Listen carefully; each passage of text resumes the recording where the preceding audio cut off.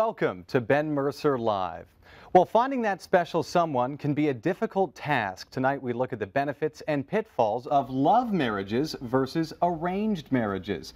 A very controversial topic. We welcome your phone calls. The number to call is 905-848-LIVE. That's 905-848-5483. Our in-studio guests are Anita Duramshi and Raul Bairdwatch. Both are with TwoMangoes.com. TwoMangoes.com. You guys are focused on South Asian singles dating. And the website is slightly controversial, I suppose, because a lot of people, even here in Canada, I mean, the expectation is arranged marriages. You guys sort of are catering to that group of people who might reject sort of that old school thinking of let my parents find my mate. Yes. Tell me first a little bit, Anita, about the thinking behind the website and what you guys sort of specialize in.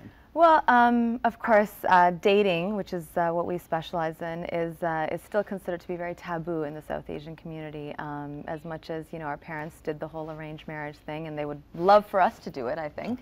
You know, our generation, you know, especially people born and brought up in North American culture, you know, they want to date. They want to do what everyone else here is doing, and they want to meet people and find their, you know, potential life partner or the one, you know, by dating, by meeting people and sort of going through the motions themselves. And that's basically what our site does. It allows them a forum to do that. So, Raul, a lot of your users, of course, it's the South Asian community. Absolutely. And do a lot of them are saying, hey, I need to date in secret. My parents want me to, you know, get involved in an arranged marriage, or they want me to date somebody specifically. Do you get a lot of this from your users? That's sort of what you guys are targeting. We don't get our users confessing that, oh, I'm on your site, you know, because my parents don't want me to. But what we do get is users that are open to the concept of, hey, you know what, my parents are asking me to meet some other people in their mind. Some other potentials, but I'm also trying to find people on your side. So there's an acceptance of both the styles right now, very prominently. Now, during the course of this hour, I want to talk about sort of what is modern arranged marriages. Like here in Peel region, for example, I mean, it's not like other countries where it's more of a forceful thing. You'll have sort of a history and a culture within the family. They might have an expectation, but the results of which, if you don't follow through, will probably be a lot less significant than they might have been 100 years ago in a different country. So we're talking about modern arranged marriage, and here's where I say it's very interesting, because I just got married. I was married last year. Oh, congratulations. And I did the whole dating thing, of course, but when it did come down to say it's time to get married or we're getting close, it's amazing the role that my parents played in that. I mean, they weren't literally with a checklist, but you'd bring girls home and they'd say, yeah, she's not for you. And, you know, you sort of get closer and closer. Family approval is very significant, even for those who don't partake in arranged marriages. Oh, absolutely. And that's sort of my contribution. And I think the more mature you get, the more likely you are to listen to your parents or relatives about finding the perfect mate, because you might find somebody go, well, this person's smoking hot. And, I mean, you could probably have a great relationship for 6 months, but when it comes to marriage, it's long term. Yeah. Now, Anita and Raul, both your parents are still together.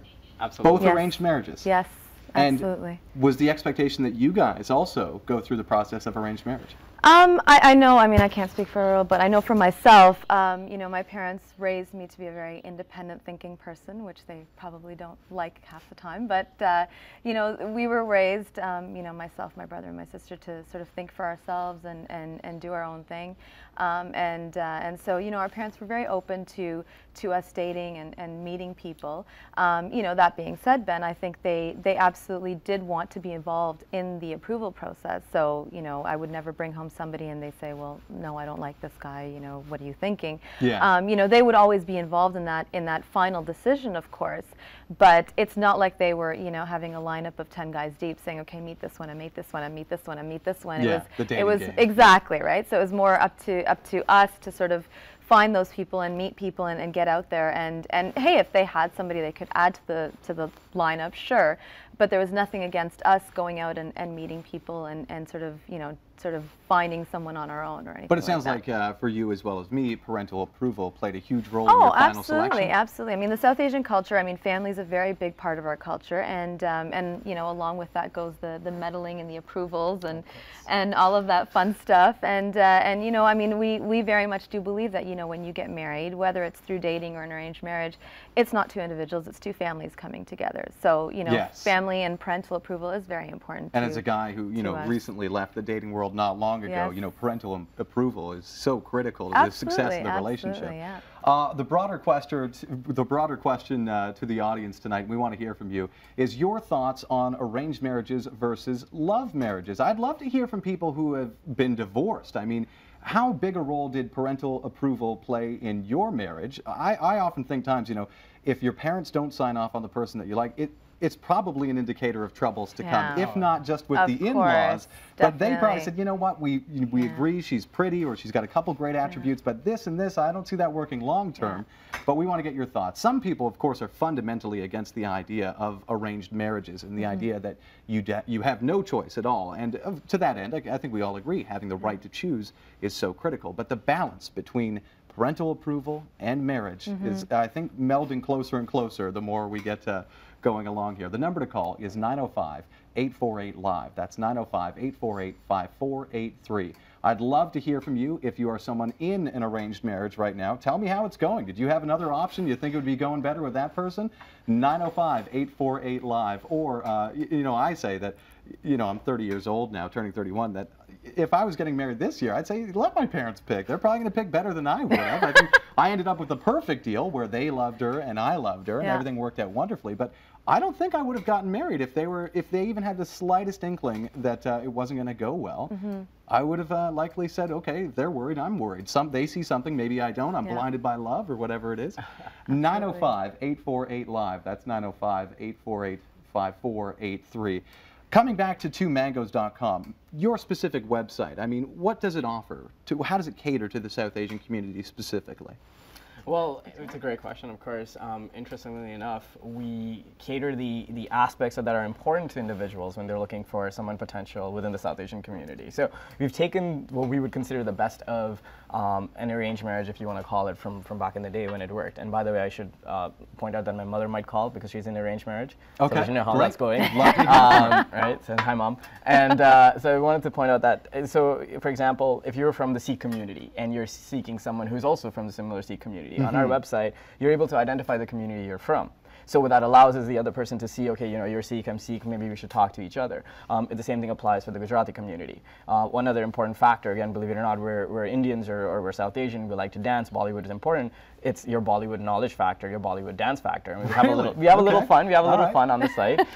So you're able to identify that, you know, I love Bollywood. Like I dance like the best next person out there. Or the best thing I can do is the light bulb. You know, one arm up, one arm down, and that's it. Or I know nothing about Bollywood. Yeah, exactly. I have to stay off the floor altogether. Precisely, right? But things like this add value because you get to know the individual in particular before approaching them. It answers a lot of questions about, as I said, the community, the importance of religion, if you're a particular type of South Asian religion in your life and everything around that before you can make that move. So it kind of saves you time, but at the same time, I think it also helps you pick the right person.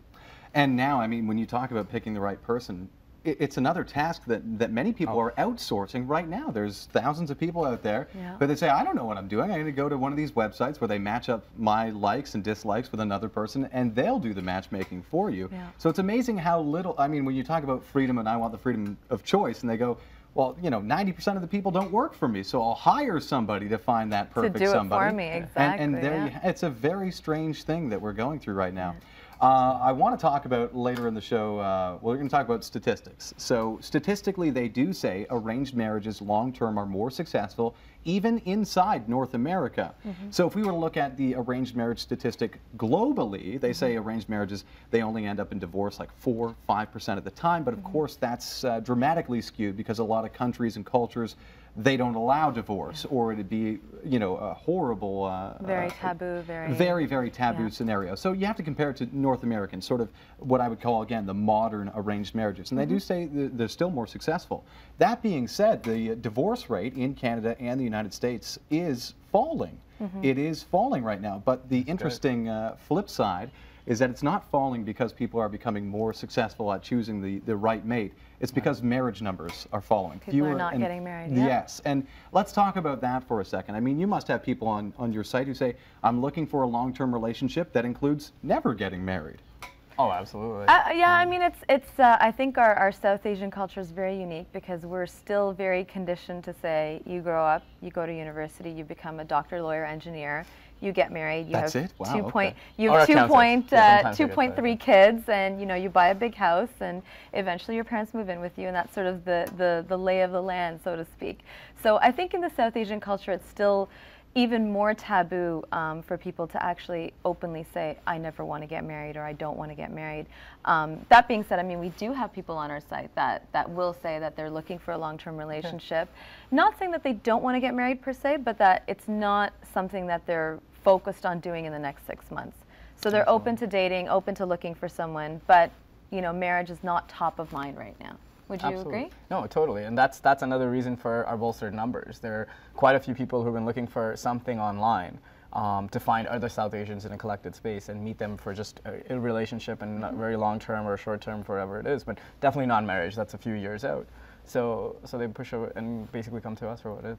And of course, I've had friends of mine who were expected to partake in arranged marriages, and that turned into a huge argument at home. Sometimes a little bit of being ostracized, something like that. These are long-standing debates that family expectations versus what people. I mean, if you're in Canada, obviously you're aware of your rights. You can choose, you can do whatever you want, but sometimes a struggle. But our phone lines are open. We want to hear from you. The broader topic is arranged marriages versus love marriages. Which do you think is more successful? 905-848-LIVE. That's 905-848-5483. I would love to hear from people who are in successful or even unsuccessful arranged marriages. Love marriages, same thing. I'd love to hear from those who married from love. Their parents did not like their selection and things are going great. Your opinions as well. 905-848-LIVE. That's 905-848-5483.